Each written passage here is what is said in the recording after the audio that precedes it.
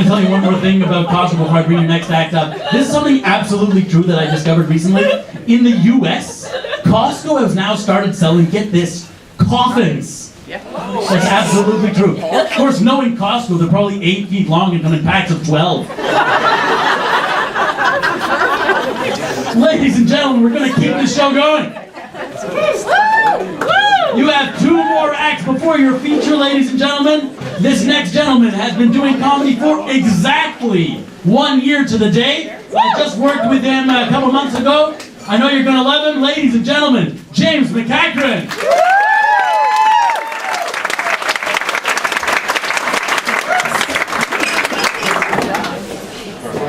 Keep it going for Rabbi Dave. He directs your comedy. He saves your soul. He can get you one of those cute little hats. Rabbi Dave. And a little applause for yourselves. It's Wednesday, you're out. You're free. You passed off the shackles of the work week for a minute. You found beer. Food, booze. Guys on stage making asses of themselves. You're living the dream. It's my comedic birthday tomorrow. 1 year. Decided to come up here and tell jokes and pee a little. I'm a year older, a year wiser. I wear diapers. Normally I'm up here doing a character. I shave my head bald, I dress up real nice, I say real creepy shit. That part might stay. Today I'll be me. It'll be close, personal, intimate, like pieces of a sandwich. A triple-decker comedy sandwich. Now I'm hungry. But it's Wednesday. It's hump day. It'll have to be a dirty sandwich. Guys, help me out. Cheers for that. Who's ever had a blowjob ever? It's like, if not, there's a place in Vanier, $5, you're sad? Alright, good. Let's narrow it down. Who's ever had a blowjob while talking on the phone? 1, 2, 2. Alright, you 2 guys. The rest of you just take notes. Who's ever had a blowjob while talking on the phone and then told a joke and got their dick bit? I've done it. It wasn't the phone. The phone rings, I look at her, she looks at me, she shrugs, I'm like, digging it. I answer the phone, my buddy's like, how's your day going? I laughed to myself, I said, this day blows. This day bites. I had no choice, it was the love of comedy, folks, the things I do for the love of comedy. Because it's love. Love. Who's in love? You're in love? Are you in love with a person or a thing? Are you like, I love beer? Do you love a person? Who? Oh, that's nice. The relationship's new? Huh? Yeah. Because once it gets a little older, you're going to have to come up with tricks. It's going to have to be kinky. You're going to have to start using roofies. Some days you drug her, some days she drugs you. Then you only remember half of them and everything stays fresh.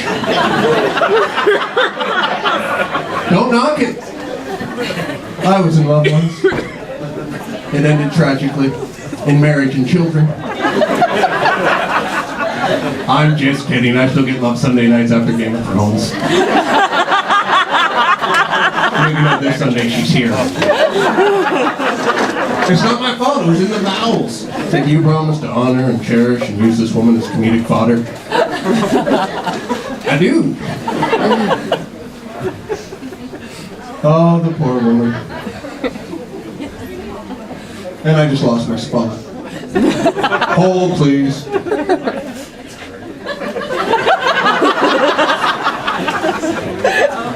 God bless the woman for loving me, though. I have 3 children. I have 3 children with her. She's a beautiful woman. She'll give me 3 beautiful children.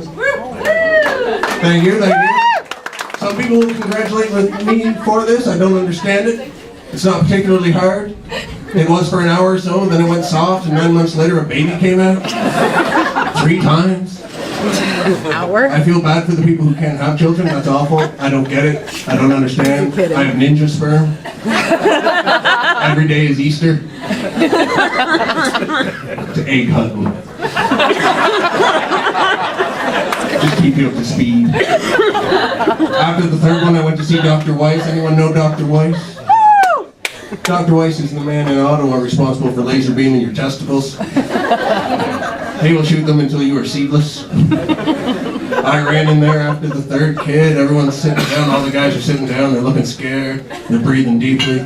Their women are beside them. They're consoling them. They're comforting them. I'm like, screw that, man. I run up to the front desk, put my junk on it. I'm like, fix this. Shoot it, stab it, staple it, tighten a knot, tighten a bow.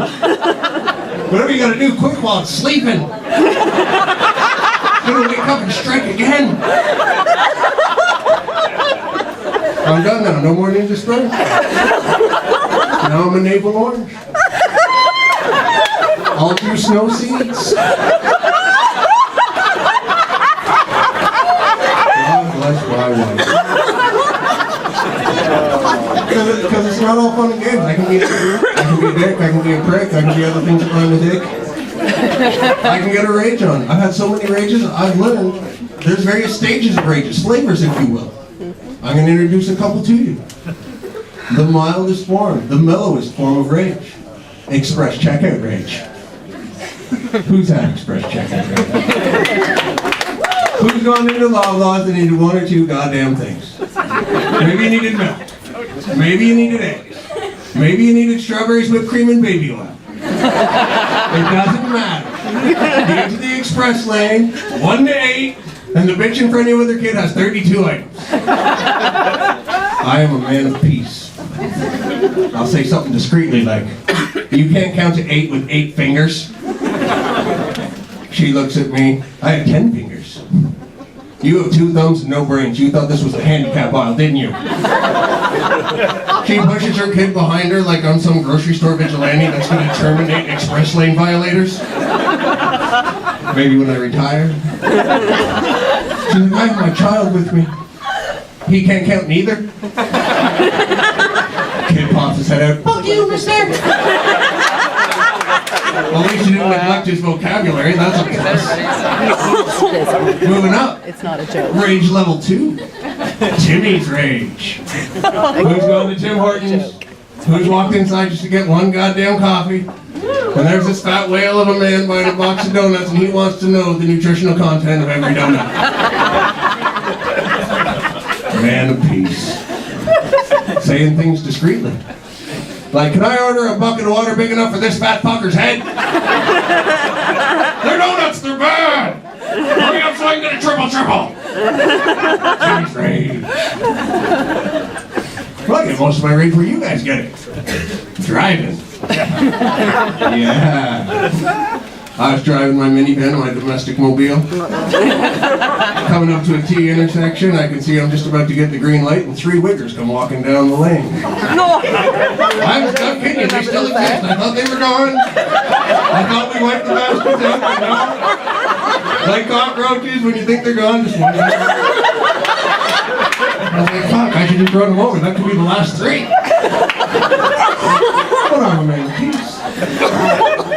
Now, it's supposed to turn green, and they got the stop sign. It's a big hand, it's red, it says fuck off, don't go. 2 of them go anyway. 1, the wise wigger, he stays put.